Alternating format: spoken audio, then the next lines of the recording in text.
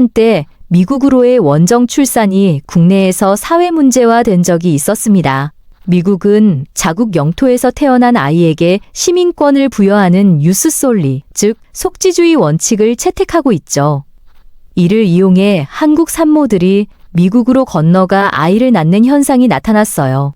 그럴 경우 미국 무비자 여행마 거주권 취득, 저렴한 학비 및 입학 혜택, 미국 시민권자로서 병역 면제 혜택까지 누릴 수 있다는 이유 때문이었습니다.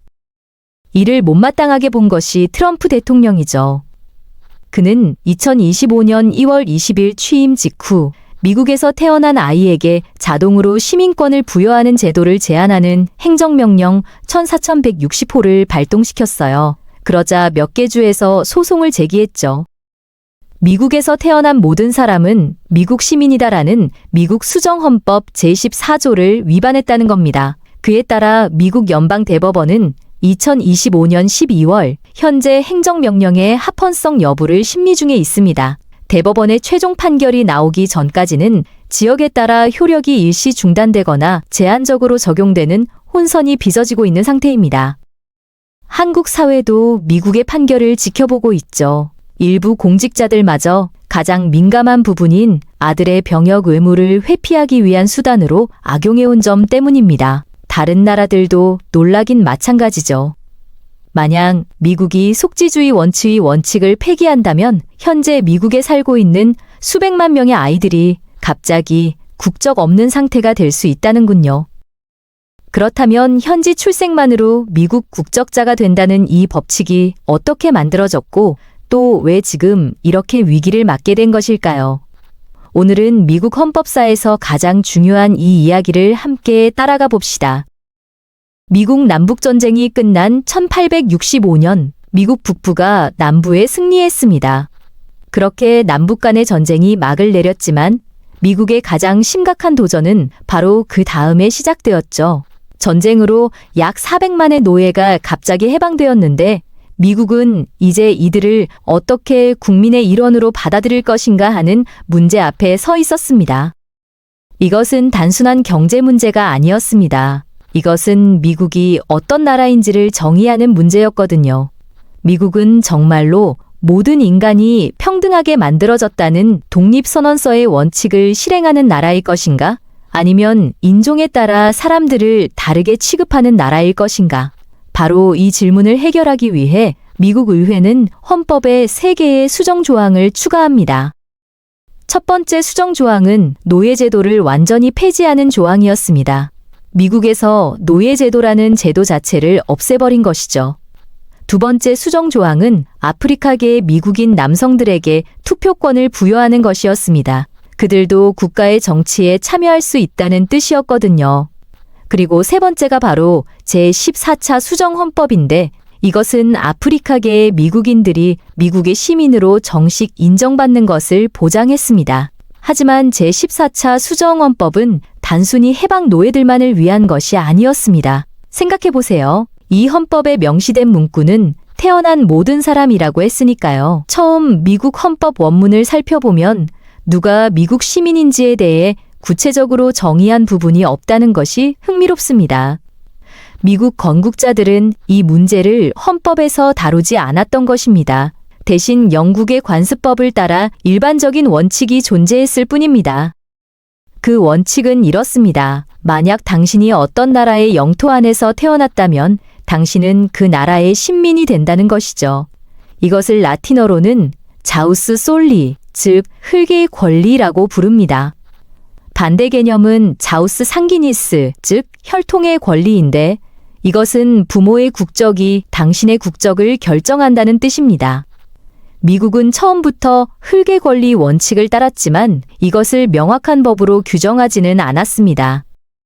하지만 미국이 건립된 지 약 70년이 지나면서 이 모호함이 심각한 문제를 일으키기 시작합니다. 미국 내에서 인종 문제가 점점 심화되고 있었거든요.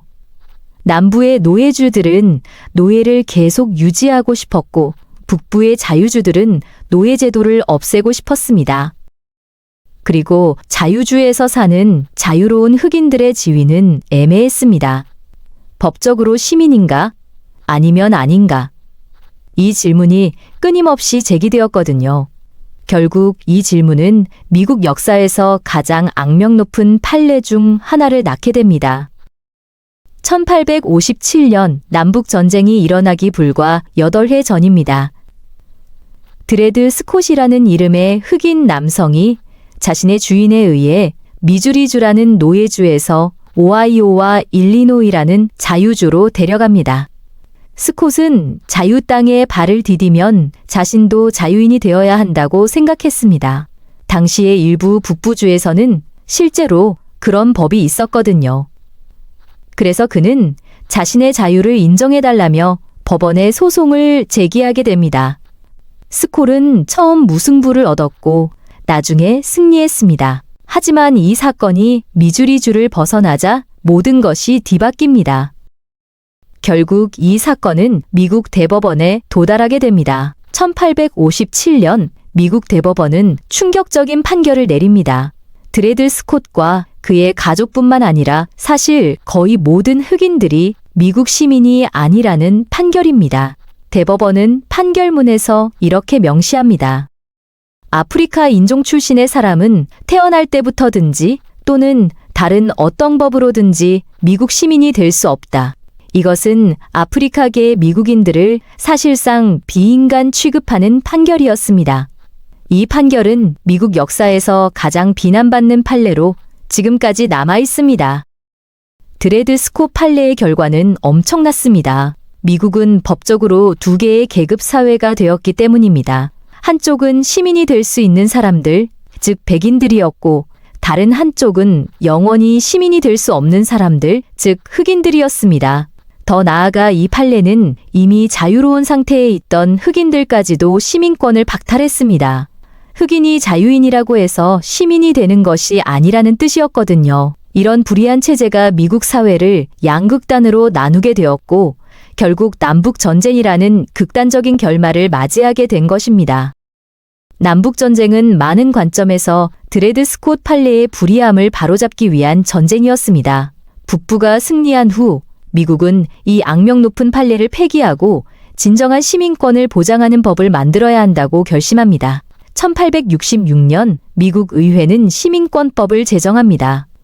이것은 미국 역사상 처음으로 이 나라에서 태어나거나 모든 사람은 시민이다라고 명시한 연방법입니다.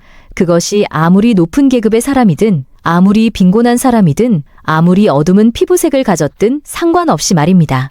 이것은 미국 역사에서 획기적인 순간이었습니다. 그런데 문제가 생겼습니다. 당시 대통령인 앤드류 존슨이 이 법에 반대했기 때문입니다. 존슨 대통령은 의회에 보낸 거부 메시지에서 불평합니다. 그는 말합니다. 이 법이 시행되면 아프리카계의 미국인뿐 아니라 집시, 중국인, 그리고 다른 외국인들까지도 미국 시민이 될 것이라고 말이죠. 명시적으로는 말하지 않았지만 그의 진정한 우려는 흑인뿐만 아니라 아시아인 같은 다른 유색 인종들도 시민이 될 수 있다는 점이었습니다. 하지만 의회는 강했습니다. 의회는 대통령의 거부권을 무시할 정도로 충분한 수의 의원들이 이 법을 지지했고 결국 법은 통과됩니다. 이것이 미국이 연방 차원에서 출생 시민권을 처음으로 인정한 순간이었습니다.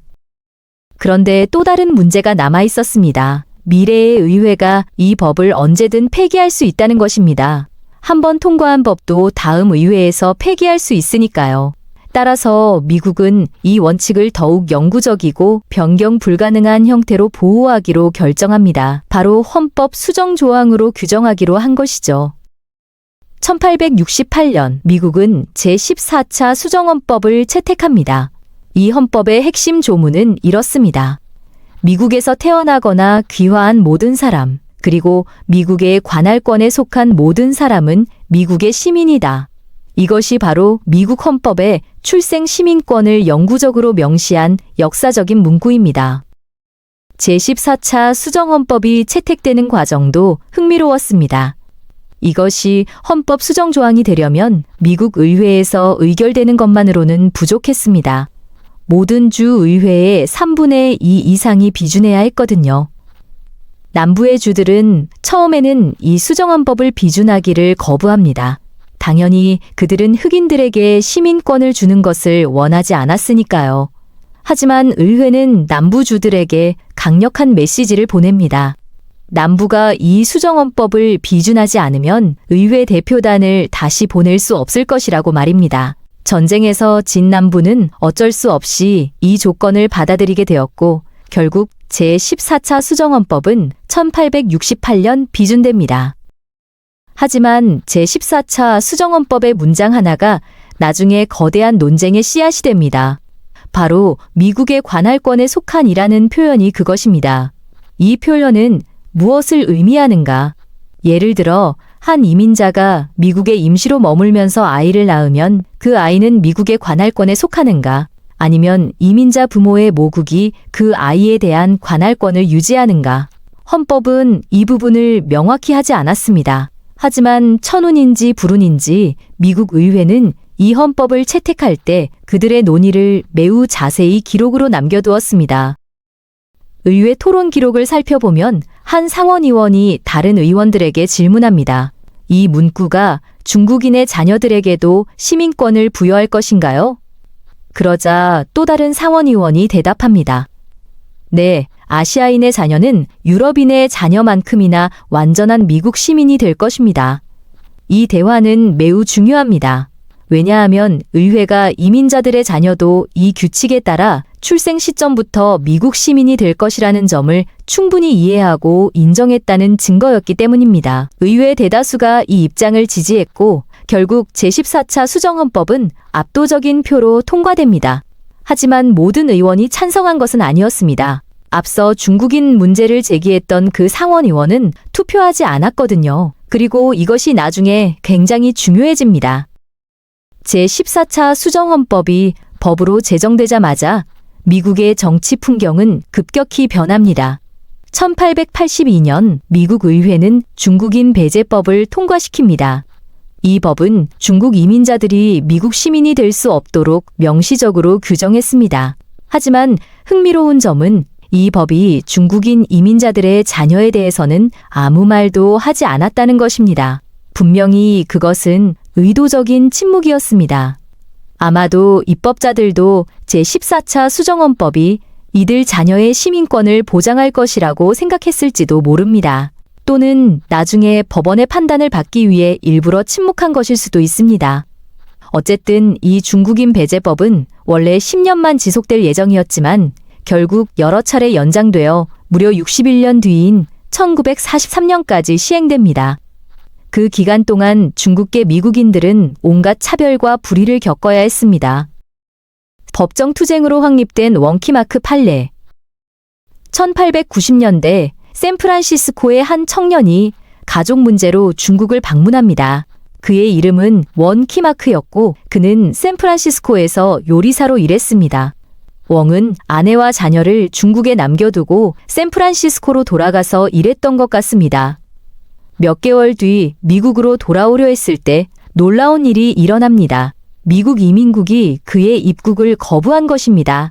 이유는 간단했습니다. 중국인 배제법이 중국인들의 입국을 막고 있었기 때문입니다. 웡은 미국에서 태어났고 미국 여권을 가지고 있었지만 이민관들은 그를 믿지 않았습니다. 미국에서 태어난 중국인 아이가 어떻게 시민이 될 수 있느냐는 의문이 있었던 것이죠. 그리하여 원키마크는 자신의 시민권을 인정해달라며 법원에 소송을 제기합니다. 그는 자신이 미국에서 태어났다는 것을 증명하고 따라서 제14차 수정헌법에 따라 자신은 미국 시민이어야 한다고 주장합니다. 이 사건은 처음에는 작은 사건처럼 보였습니다. 한 명의 중국계 청년이 자신의 시민권을 인정받기 위한 소송일 뿐이었거든요. 하지만 이것은 결국 미국 헌법의 가장 중요한 판례 중 하나가 됩니다. 1898년 미국 대법원은 원킹 아크 사건의 판결을 내립니다. 대법원의 판단은 명확했습니다. 원킹 아크는 미국 시민이다. 대법원은 이 판결에서 제14차 수정헌법의 관할권이 무엇을 의미하는지를 명확히 합니다. 대법원은 다음과 같이 선언합니다. 미국 내에서 미국의 관할권에 속하지 않는 사람은 오직 세 종류뿐이다. 첫째는 외교관이고, 둘째는 특정 아메리카 원주민이며, 셋째는 영토를 점령하는 침략군이다. 그 외의 모든 사람, 특히 이민자들과 그들의 자녀를 포함한 모든 외국인들은 미국의 관할권에 속한다. 따라서 미국에서 태어난 모든 사람은 자동적으로 미국 시민이 된다는 뜻입니다. 이 판결은 의회의 토론 기록을 직접 인용했습니다. 대법원은 의회가 분명히 이민자들의 자녀도 시민이 될 것을 의도했다고 명시적으로 확인했거든요. 대법원의 판사들은 이 해석이 미국의 근본적인 전통을 따른 것이라고 설명했습니다. 로마 시대부터 많은 나라들이 이런 원칙을 따라왔다는 것입니다. 한 사람의 지위는 부모의 국적이 아니라 출생지에 의해 결정된다는 원칙 말입니다. 웬키마크 판결은 미국의 출생 시민권을 헌법적으로 확정한 역사적 판례가 되었습니다. 원키마크 판결 이후 100년 이상의 세월 동안 미국의 법 체계는 이것을 헌법의 올바른 해석으로 인정해 왔습니다. 모든 대통령, 모든 의회, 그리고 거의 모든 법원이 이 판결을 따랐습니다. 이것은 법적 합의가 된 것입니다. 그런데 이것이 대중의 합의는 아니었습니다. 특히 20세기 후반으로 갈수록 미국 사회에서는 출생 시민권에 대한 질문이 다시 제기되기 시작합니다. 1980년대와 1990년대, 미국으로의 불법 이민이 증가합니다.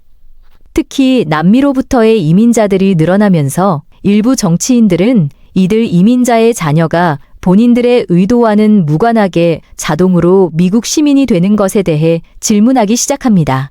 공화당 의원 중 일부는 제14차 수정헌법을 다시 검토해야 한다고 주장하기 시작했습니다. 그들의 주장은 이렇습니다. 제14차 수정헌법은 해방 노예들의 자녀에게 시민권을 주기 위해 만들어진 것이지 불법 이민자의 자녀를 위해 만들어진 것이 아니라는 것입니다. 또한 그들은 관할권에 속한이라는 표현이 불법 이민자들을 제외한다고 주장합니다. 마치 외교관처럼 불법 이민자들도 미국의 관할권에 속하지 않는다는 주장입니다. 이 논쟁은 2000년대 초반에 더욱 거세집니다. 일부 정치인들은 정말로 출생 시민권을 제한하는 헌법 수정안을 제안하기까지 합니다. 하지만 미국 법체계 전체는 계속해서 원키마크 판례를 따랐습니다. 미국 내에서 태어난 모든 아이는 자동으로 시민이 된다는 원칙 말입니다. 이 원칙은 120년 이상 변하지 않았습니다. 그런데 2025년 상황이 극적으로 변합니다. 2025년 2월 20일, 도널드 트럼프 대통령이 미국의 제47대 대통령으로 취임합니다. 취임식이 끝나고 나서 단 몇 시간 뒤, 트럼프 대통령은 행정명령 4160호를 서명합니다. 이 행정명령의 제목은 미국 시민권의 의미와 가치 보호입니다. 행정명령의 내용은 다음과 같습니다. 2월 19일 이후 태어나는 아기들 중에서 그 부모 중 누구도 미국 시민이나 영구 거주권자가 아닌 경우 그 아기는 미국 시민으로 인정되지 않을 것이라는 것입니다. 더 구체적으로는 어머니가 불법으로 미국에 머물렀거나 임시 방문자였고 동시에 아버지가 미국 시민이나 영구 거주권자가 아닌 경우 그 아기는 미국 시민이 될 수 없다는 뜻입니다. 이 행정명령이 발표되자 미국 전역에서 즉각적인 반발이 일어납니다. 인권단체들, 이민자 권리단체들, 그리고 민주당 주지사들이 모두 이 행정명령이 위헌이라고 주장합니다. 법원들도 빠르게 움직입니다. 행정명령이 발표된 지 불과 며칠 뒤 여러 연방 지방법원에서 임시금지 명령을 내립니다. 워싱턴주 연방법원의 판사는 이 행정명령을 노골적으로 위헌이라고 표현합니다. 메릴랜드주, 뉴햄프셔주, 매사추세츠주의 법원들도 모두 유사한 임시금지 명령을 내립니다. 임시금지 명령이란 무엇인가요? 이것은 법정이 행정권이 어떤 정책을 실행하지 못하도록 일시적으로 차단하는 것입니다. 즉, 이 행정명령이 법적 절차를 거치는 동안에는 시행될 수 없다는 뜻입니다. 판사들의 판단은 모두 일관되었습니다. 제14차 수정헌법은 미국에서 태어난 모든 사람에게 시민권을 보장한다고 명시하고 있으며 트럼프 대통령의 행정명령은 이 헌법 조항에 직접 모순된다는 것입니다. 한 판사는 판결문에서 이렇게 썼습니다. 출생 시민권은 우리 민주주의의 기초이다. 미국 항소법원도 비슷한 판단을 내립니다. 특히 제구 항소법원은 더 강한 판단을 내렸습니다. 법원은 트럼프 행정명령이 제14차 수정헌법의 명확한 언어에 모순된다고 선언했거든요. 법원은 이것을 거의 자명한 결론인 것처럼 다루었습니다. 하지만 트럼프 행정부는 항복하지 않습니다. 대신 대법원에 청원을 제출합니다. 2025년 6월 27일 대법원은 트럼프 행정부의 청원에 관해 결정을 내립니다. 트럼프 대 카사라고 불리는 이 판결에서 대법원은 절차적 문제에 대해 결정합니다. 즉, 하급심 법원이 내린 보편적 금지 명령의 효력 범위에 관한 것이었습니다. 하지만 대법원은 행정명령의 합헌성 자체에 대해서는 판단하지 않습니다. 이것은 미루어진 것입니다. 결국 2025년 9월 트럼프 행정부는 대법원에 다시 청원을 제출합니다. 이번에는 더 직접적인 청원입니다. 바버라 대 트럼프라고 불리는 이 사건에서 대법원에 정식으로 행정명령의 헌법성을 심판해달라고 요청한 것입니다. 뉴햄프셔주 연방법원이 이미 임시금심지 명령을 유지하면서 이 행정명령의 영향을 받을 모든 신생아들을 위한 집단소송의 가인적 명령까지 내렸기 때문입니다. 2025년 12월 5일 미국 대법원은 5명의 보수파 판사의 찬성으로 바버라 대 트럼프 사건을 검토하기로 결정합니다. 대법원이 이 사건을 받아들였다는 것은 매우 중요한 신호입니다. 그것이 헌법 문제를 포함하고 있다고 판단했다는 뜻이기 때문입니다. 예상에 따르면 구두 변론은 2026년 봄에 진행될 것이고 판결은 여름말 또는 초가을에 나올 것으로 예상됩니다. 이 판결이 왜 그토록 중요한가요? 그것은 150년 이상의 미국 헌법사가 달려있기 때문입니다.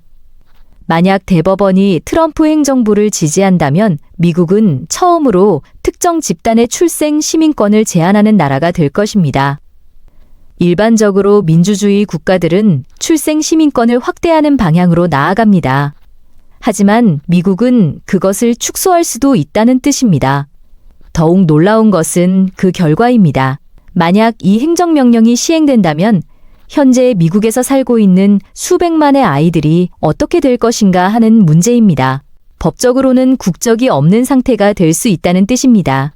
그들은 여권을 받을 수 없고 사회보장번호를 받을 수 없으며 많은 연방정부 지원 프로그램에 접근할 수 없게 됩니다. 한국에서는 상상하기 어려울 수도 있습니다. 한국 시민권법도 출생지에 따라 시민권을 부여하는 방식을 사용하고 있습니다. 한국에서 태어난 아이가 한국 시민이 되는 경우가 있고 또한 혈통에 따라 시민이 되는 경우도 있습니다. 하지만 미국처럼 수백만의 이민자들이 살고 있는 국가에서 출생 시민권을 갑자기 제한한다는 것은 엄청난 혼란을 야기할 수 있습니다. 흥미로운 점은 이 논쟁이 미국 역사에서 처음 나타나는 것이 아니라는 것입니다. 150년 전 제14차 수정헌법이 처음 만들어질 때도 비슷한 논쟁이 있었습니다. 당시에도 누군가는 외국인의 자녀가 시민이 되는 것을 원하지 않았습니다. 특히 중국인과 같은 비백인 이민자들의 자녀가 시민이 되는 것을 반대했었죠. 하지만 당시 의회는 결국 포용적인 결정을 내렸습니다. 그 결정으로 미국은 지난 150년을 더 민주적이고 포용적인 나라로 발전시킬 수 있었습니다. 현재 미국 여론은 어떠한가요? 여론조사에 따르면 약 40%의 미국인들이 불법 이민자의 자녀는 출생 시민권을 받아서는 안 된다고 생각합니다.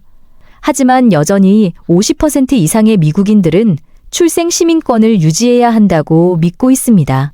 특히 젊은 세대의 미국인들은 더욱 출생 시민권에 찬성합니다. 도시에 사는 사람들과 시골에 사는 사람들 간에도 의견 차이가 있습니다.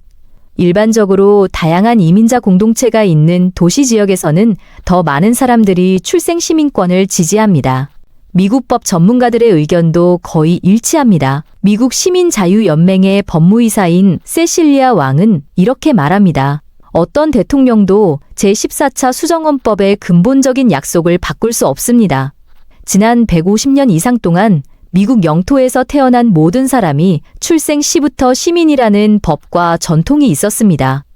그녀는 계속 말합니다. 연방 법원들은 만장일치로 트럼프 대통령의 행정명령이 헌법 1898년의 웬킹아크 판례 그리고 의회가 제정한 법에 모순된다고 판단했습니다. 미국의 미래를 결정할 땅의 권리 판결의 파급 효과는 엄청날 것입니다. 만약 대법원이 출생 시민권을 제한한다면 미국의 국가 정체성 자체가 바뀐다는 뜻입니다. 미국은 지난 150년 동안 스스로를 모든 사람이 자유이고 평등하게 창조된 나라라고 정의했습니다. 그 정의의 핵심이 바로 출생 시민권입니다. 당신의 부모가 누구든지, 당신의 인종이 무엇이든지, 당신의 경제 상태가 어떻든지 상관없이 미국에서 태어나면 당신은 미국인이라는 뜻이기 때문입니다. 만약 대법원이 출생 시민권을 유지한다면 미국은 150년 이상의 헌법적 전통을 지킬 것입니다. 웜킹아크 판례 이후 거의 모든 법원이 인정해온 해석을 유지하는 것입니다. 또한 미국이 과거에 범한 잘못, 특히 중국인 배제법과 같은 인종차별 정책의 역사를 계속 반성하고 극복하는 것이 될 것입니다.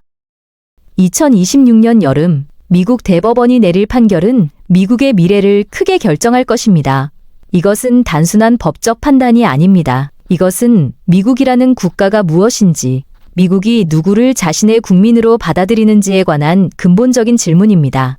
미국 역사상 가장 중요한 판결 중 하나가 될 것이 분명한 이 사건의 향방을 주목해야 하는 이유가 여기에 있습니다. 현대 미국이 보수와 진보로 나뉜 많은 이슈들이 있지만 출생 시민권만큼 국가의 근본적인 정체성을 건드리는 문제는 드뭅니다. 미국 역사를 통해 본다면 시민권은 계속 확대되어 왔습니다. 흑인들에게 확대되었고, 여성들에게 확대되었고, 원주민들에게 확대되었습니다. 하지만 이번에는 그것을 축소하려는 시도입니다. 미국의 헌법사가 어느 방향으로 나아갈 것인지는 이 판결에 크게 달려 있을 것입니다. 여러분의 채널 걸어가는 역사는 과거를 통해 오늘의 진로를 모색하는 휴먼 프로그램입니다. 구독과 좋아요, 댓글로 응원해 주십시오. 더 좋은 콘텐츠로 보답해 드리겠습니다. 영상을 시청해 주셔서 감사합니다.